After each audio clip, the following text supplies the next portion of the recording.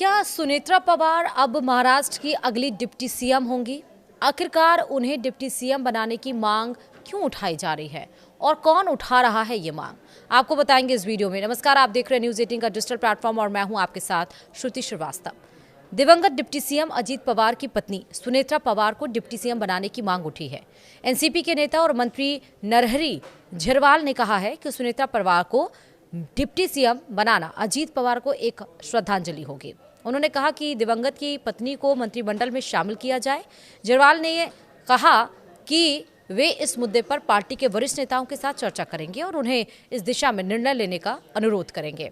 उनके अनुसार यह कदम पवार परिवार की राजनीतिक विरासत को जारी रखने और अजीत पवार के प्रति एक श्रद्धांजलि के रूप में होगा। वहीं एनसीपी के दोनों गुटों के विलय के सवाल पर नरहरी झिरवाल ने कहा कि दोनों गुट पहले से ही एक साथ हैं। सभी को यह एहसास हो गया है कि बिखरे रहने का कोई फायदा नहीं है और सबको एकजुट रहना होगा। बता दें आपको कि गुरुवार यानी कि 29 जनवरी को बारामती में विद्या प्रतिष्ठान में अजीत पवार का अंतिम संस्कार किया गया। बेटे पार्थ और जय पवार ने मुखाग्नि दी। केंद्रीय गृह मंत्री अमित शाह, सीएम देवेंद्र फडणवीस और डिप्टी सीएम एकनाथ शिंदे सहित कई नेताओं ने उनको अंतिम श्रद्धांजलि अर्पित की। पुणे से करीब 100 किलोमीटर दूर बारामती रनवे के पास बुधवार यानी कि 28 जनवरी को सुबह एक लियरजेट विमान लैंडिंग से पहले क्रैश हो गया। इस हादसे में अजीत पवार समेत 2 पायलट, 1 विमान परिचालक और 1 निजी सुरक्षा अधिकारी की जान भी चली गई। अजीत पवार समेत विमान में सवार कुल 5 लोगों की मौत हो गई। सुनेत्रा पवार, अब उनके बारे में भी जानिए। सुनेत्रा पवार दिवंगत डिप्टी सीएम और एनसीपी प्रमुख अजीत पवार की पत्नी हैं। अभी वो राज्यसभा की सांसद हैं। सुनेत्रा पवार ने साल 2024 में शरद पवार की बेटी सुप्रिया सूले के खिलाफ बारामती से लोकसभा का चुनाव लड़ा था, लेकिन उन्हें हार का सामना करना पड़ा। चुनाव में हार जरूर मिली, लेकिन वो एक नेता के तौर पर स्थापित हो गईं। उनके पास बहुत ज्यादा राजनीतिक अनुभव नहीं है। सुप्रिया सूले से लोकसभा का चुनाव हारने के बाद सुनेत्रा पवार राज्यसभा के लिए चुनी गईं।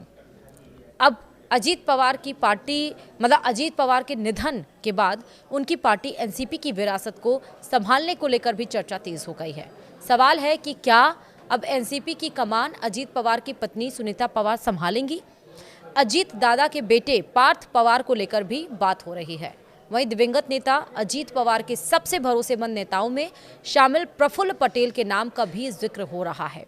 सियासी गलियारों में ये भी चर्चा है कि क्या 2 गुटों में बंटी हुई पार्टी फिर से एकजुट हो जाएगी या फिर नहीं, या सुनेत्रा पवार को वाकई डिप्टी सीएम बनाया जाएगा, क्योंकि अजीत पवार के एक श्रद्धांजलि अर्पित करने के लिए क्या नाम जो और भी उठ रहे हैं वो सामने आएंगे। अब हालांकि 3 दिन के लिए शोक सभा रखी गई है। 3 दिन के लिए महाराष्ट्र में कोई कामकाज, सरकारी कामकाज नहीं किया जाएगा। अचानक से अजीत पवार का यूं जाना सबको स्तब्ध कर गया और तमाम तरह के सवाल भी उठे। जहां इसकी आगाज़ ममता बनर्जी की तरफ से की गई। उन्होंने कहा कि इसकी जांच होनी चाहिए, उच्च स्तरीय जांच होनी चाहिए और कोई भी एजेंसी नहीं बल्कि सुप्रीम कोर्ट के अंदर इस मामले की जांच तफ्तीश हो जानी चाहिए। उसके बाद समाजवादी पार्टी के नेता अखिलेश यादव ने कहा कि इसके पहले भी बहुत सारे वीआईपीज इस तरह से उनकी मृत्यु हुई है और इसमें भी संशय है, इसकी गहनता से जांच की जानी चाहिए। उसके बाद ये मामला आगे बढ़ा और आम आदमी पार्टी से संजय सिंह ने भी कहा कि इसकी गहनता से जांच की जानी चाहिए। फिर आखिरकार शरद पवार ने लेट नाइट इस पर अपना रिएक्शन दिया और कहा कि यह कोई इस पर राजनीति नहीं है, यह हादसा ही है या कोई रंजिश नहीं है और इस पे राजनीति नहीं होनी चाहिए। लेकिन अब आज जब अंतिम संस्कार हुआ, अजीत पवार का मुखाग्नि दी गई, तो उसके बाद सवाल ये उठने लगा कि आखिरकार छोड़ी हुई कुर्सी अजीत पवार की डिप्टी सीएम की, उस पर कौन होगा काबिज? उनकी पत्नी, उनके बेटे या उनके करीबी? अब देखना होगा कि पार्टी को कौन संभालेगा, जिस तरह से अजीत पवार ने संभाल कर एनसीपी को रखा हुआ था। वीडियो में इतना ही। नमस्कार।